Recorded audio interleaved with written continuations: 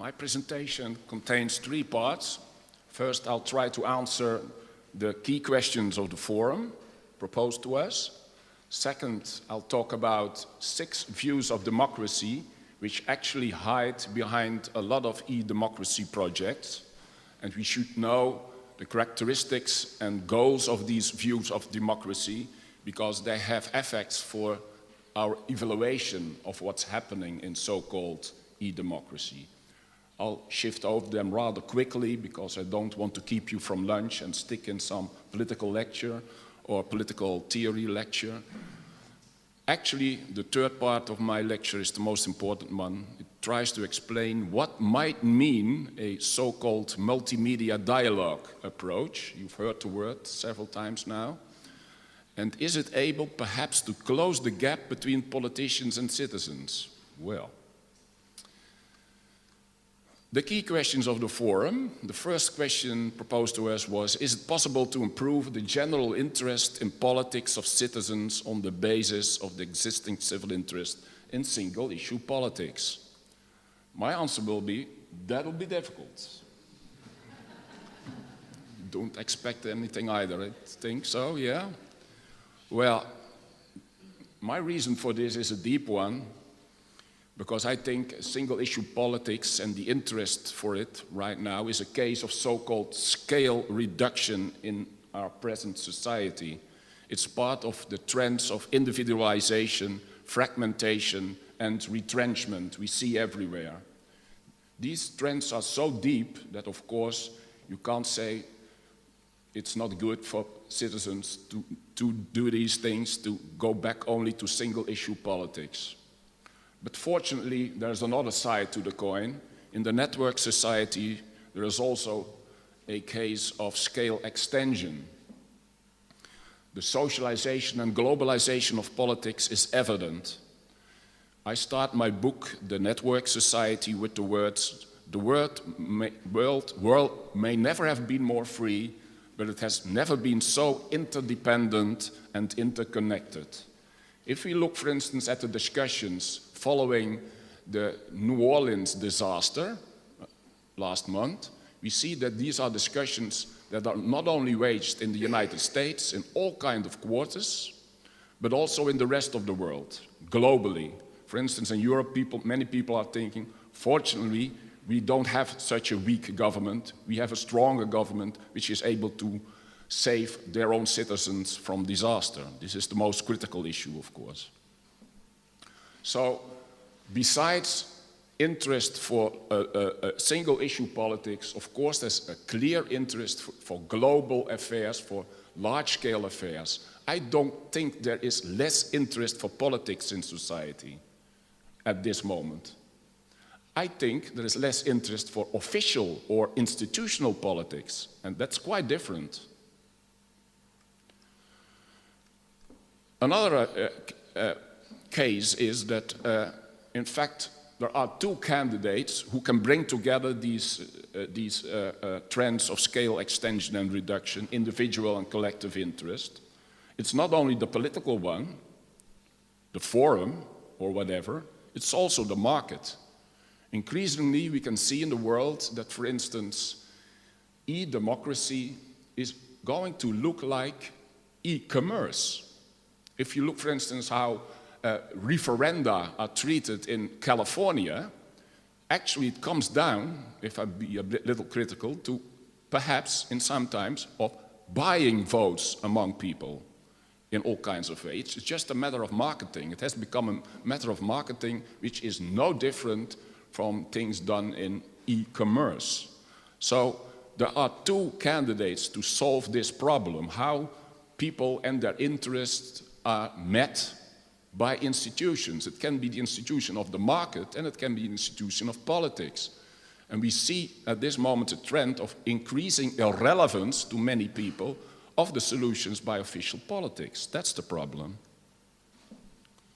The second question posed to us was, is this done by the interactive multimedia approach? Can this solve this problem? Well, I think maybe. But my general attitude is to say that there is no easy technical fix to basic political problems. Like Mrs. Reid said, tools themselves are never the solution. And that's something we should never forget as people who are in favor of these kinds of solutions. The problems of politics are basic political and societal problems, deep into society, and no tool, no medium, no television, no internet, or whatever is able to solve them in themselves.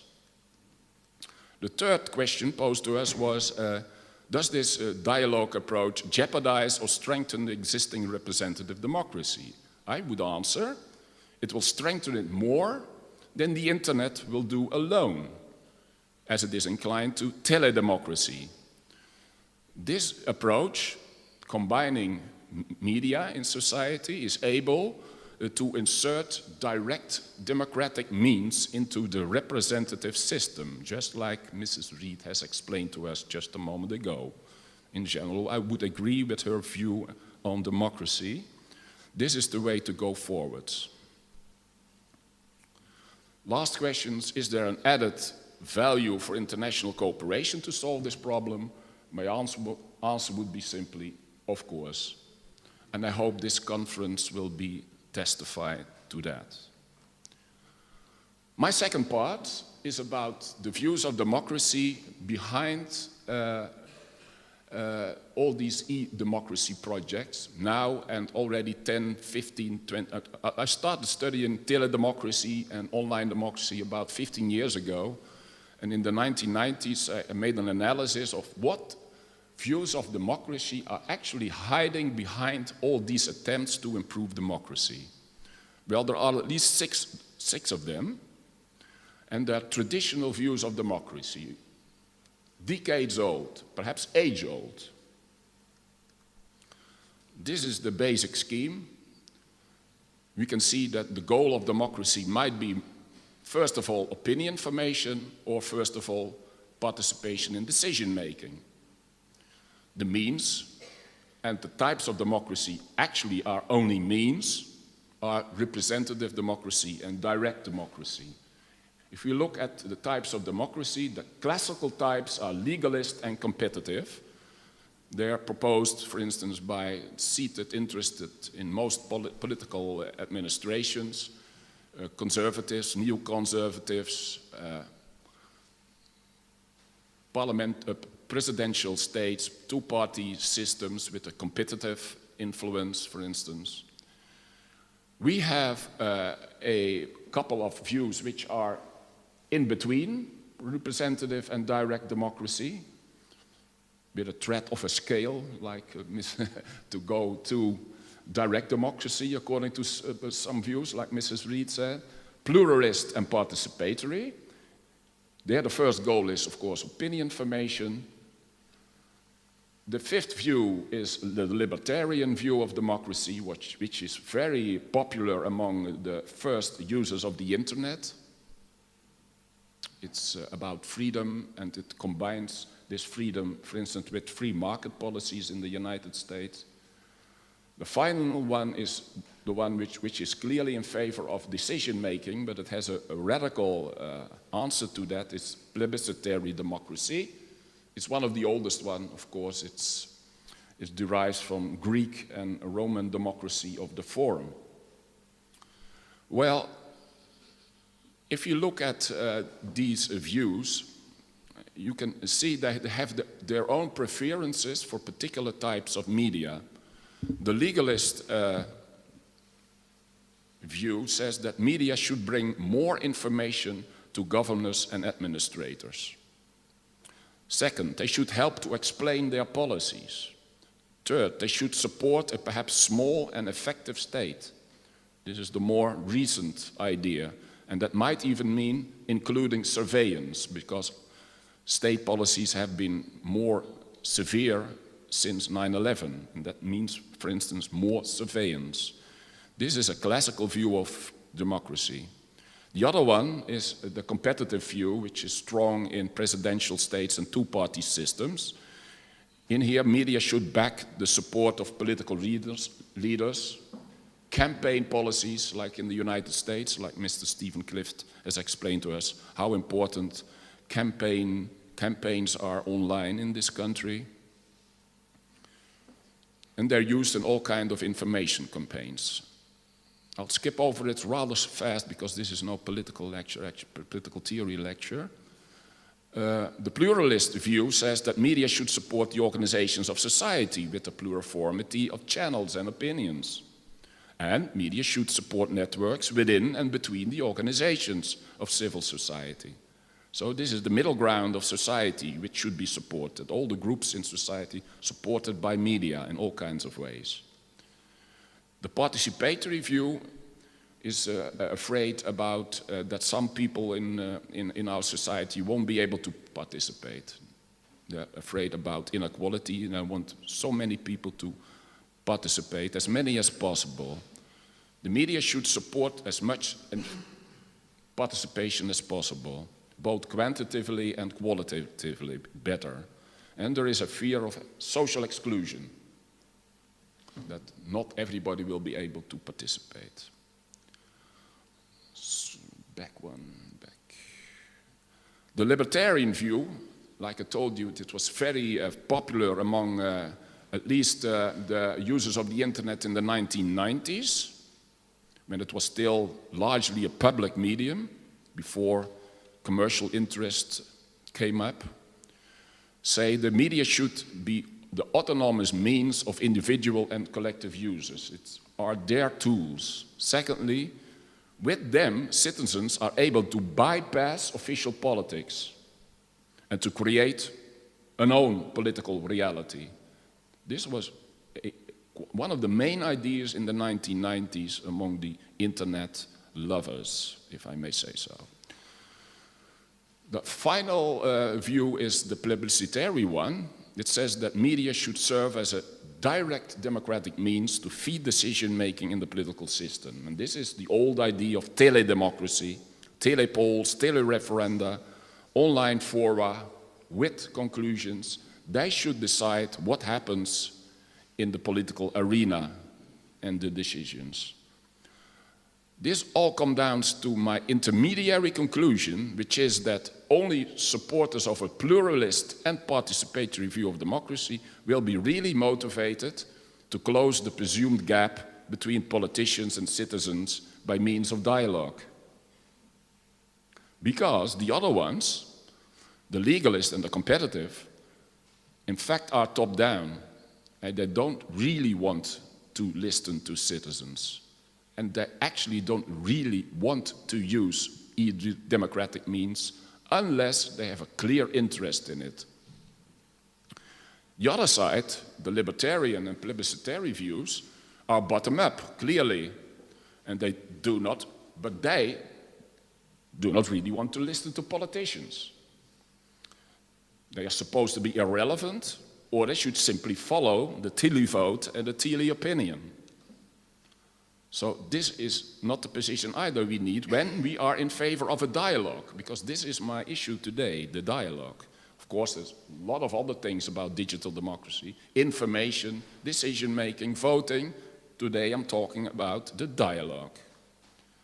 Then I come down to this dialogue. The multimedia approach, instead of a single internet approach, is necessary, according to me, because recently, especially in the 1990s, the idea was basically that the internet would be the new tool, being the most important one, and gradually shifting away television, the press, and all the rest, and it would be the solution for everything. And that's clearly not the case. First of all, we are still in the age of television democracy, clearly, and not yet in the age of internet democracy. I think this can last perhaps 20, 30 years until we can say we are in the age of internet democracy, whatever it may look like by that time. And it's not surprising that politicians don't have that much interest in internet participation. For them, television and the press are far more important. And they're right, because these media are still far more important for their ways to deal with politics. That has to say to it. Secondly, the internet has not proven to be a cure for all for democracy in the last 15 years. I made a balance sheet with a special investigation of what had this brought to us. This 15 years of digital democracy started about just before 1990. Now we are in 2005. What had this brought to us on 3 fields: information, debate, discussion, dialogue, and decision-making. My conclusion clearly was that it has considerably improved information retrieval, exchange, and accessibility for some sources of information, and accessibility even of politicians when they read their emails. That is clearly the big point, the big positive point. But if we look at the others, political debate, my analysis showed that first there was a lack of participation by a lot of fields in a lot of people in society, except for the high income people, the high education people, and males. Second, that there weren't much conclusions which had any effect on official politics. There simply is no effect of all these splendid dialogues on the internet, thousands, 10,000s of them, and they must have an effect on consciousness of people dealing with them, but that's not the same as having an influence on official institutional politics, because that is lacking. Perhaps by indirect ways, but not directly at all. And if we look for direct influence in political decision-making, it's even less. There is no link between votes, opinions, etc. on the internet and decisions made in the official arena of politics. Of course, some politicians and their staff are reading what people are saying on the internet, but that is just one source for them, only one. The other critical observation of mine is that the internet has not increased official political participation. Lots of investigations have this conclusion. It has not increased political participation, with minor exceptions. Exceptions are, for instance, the interest for the young, who love the internet, many of them, and who have become interested in politics just by using this medium.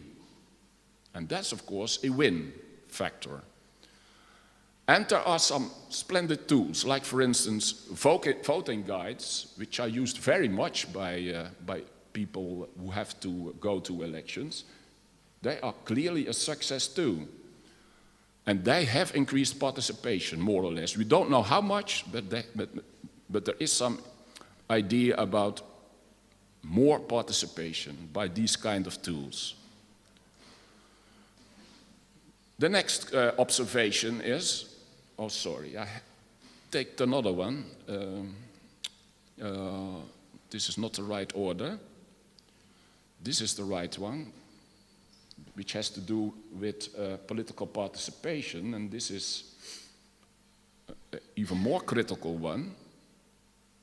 The internet has considerably more strengthened the political elite than those not participating in politics. This is one of my main research topics. I just wrote a book about the digital divide. It's called The Deepening Divide, which says that the digital divide in terms of physical access might be closing, be it only in the developed countries, but if we look at digital skills and actual usage of all the means, we see that the gap is increasing in terms of digital skills and actual usage. And that's the purpose of it all, of course, not simply physical access. You can see that those who have already the most are increasing their positions the most. This is the so-called Matthew effect. From the Bible, give those more who already have the most. Somewhere in Matthew. The next observation is that old media will remain. be it in digital shapes and linked to each other and to the internet. Every medium has its own strength and its group of users. And we should use that, the own strength and the group of users addressed by that type of medium. Then I have to go backwards. The idea of many is that the internet will swallow all other media in the process of convergence. I think this idea is much too simple. I think we don't know what exactly will be the internet in about 10 or 20 years. I think it will be more or less a public switch between all kinds of digital media, some of them public, but many of them private, and many of them backed commercially. Some of them may be closed and not be appropriate for political discussion. Now I come down to the characteristics of this so-called multimedia dialogue approach. First of all, it means that all mass media have to be used for political dialogues to reach everyone. And the problem of the digital divide, for instance, and knowing that people have a very diverse use of media. All these media will increasingly be linked by means of the internet. And that's, of course, the central importance of the internet. Politicians and citizens will meet somewhere in between. We used to think that the citizens should come to the politicians, to the places of their parliaments, or even inside of their parliaments, to invite them and to address their issues among politicians. I'm afraid that will happen less and less. The other solution, that the politicians should go to the citizens, go to their neighborhoods, to their places, talk to them directly, face to face, is a simple solution too, because actually that doesn't fit. It's not a realistic option to politicians who are in a representative system and simply don't have the time to do all this. You can't expect from politicians that they read all their email, that they take part in check boxes, online fora and the like. That's simply not possible. But they should take part in that in another way, by means of their staff, by means of intermediaries. I'll come down to that. They have to meet somewhere in between. That somewhere in between are two things. Are places where the citizens and the politicians might meet, both online and offline, and they are people, the intermediaries of those dialogues. And that might be representatives of organizations, that might be pressure groups, that might be information brokers and journalists of all types. So politicians and citizens, with their gap, come together in intermediate places and with intermediaries somewhere in between, and that should be organized. And that's the intention of the so-called multimedia dialogue approach. How should we organize it? Because these people and places are increasingly overlapping. That is one of my main observations. You see not a fragmentation of the public sphere. That was a fear of many in the past. What you see is an overlap of all kinds of public spheres. They are thematically overlapping. For instance, at that moment, if you take again the example of the disaster in New Orleans, it is discussed in the United States and elsewhere in all kinds of fora. It's discussed on the streets, in the pubs, of course, face to face. It is discussed in the newspapers, in letters, in fora. It's discussed in online fora. It's discussed on television, in broadcasting. And in all these spheres, you see the thematic overlap of the same kinds of issues, but with different users groups, with different interests. And if you want to reach them all, if you want to have them participate them all, you should use all these media. You can show it in a picture. There are different kinds of fora in green between the main media, multimedia I'm talking about. You have Still, broadcasting, the press. You have telephony, and you have simple meetings face-to-face, the street, the pubs, and political meetings, all the rest. In between them, you see appearing, and I say in between them, you see appearing all kind of fora. I observe increasing overlap thematically between these different fora, and they are all equally important. Broadcasting, radio and television increasingly has discussions with possibilities for a reply by people taking part in it, listeners and viewers, by telephony, for instance, by SMS, or simply by talking into the radio broadcasting, or replying via the internet, via online fora. If we look at the increasing use in newspapers of opinion pages, like the increasing use of talk shows and opinion papers on television. Quantitatively seen, you can see this is an increasing phenomenon. And there are many thematic overlaps between these issues, both in the press and television, for instance. If you look at the discussion about New Orleans, you see exactly the same type of discussions, both on television, on radio, and in the press. And the same ones on the internet forums. A fairly new phenomenon is the change of the press. Papers, newspapers, it's the advance of so-called public and civic journalism. Increasingly we see that primarily local papers are filled by the readers themselves with pages, information, even news information. This is called civic and public journalism. And actually it's one kind of an increasingly important kind of forum which is used both in the press and of course it comes from the pubs, from the streets, from the meetings. If we take all these, then we have the increasing importance, I forgot one, of messaging and chatting, not only on the internet but also increasingly by mobile phones. There is an overlap between these fora thematically, and they link increasingly by digital means. If you want to realize a multimedia dialogue approach, you should specifically, strategically look at these intermediary kinds of fora and try to link or take part in the discussions going on. And this is what politicians should do, and what citizens should do, and what the intermediaries should do. And the intermediaries have a particular role because you can't expect that politicians themselves will discuss all day. You can't expect that citizens will discuss all day. There is an increasing role for all kinds of intermediaries. In these overlapping fora, the politicians and their communication managers will meet the citizens and their intermediaries to connect increasingly different worlds, because that's one of the main problems, different worlds. To connect different worlds.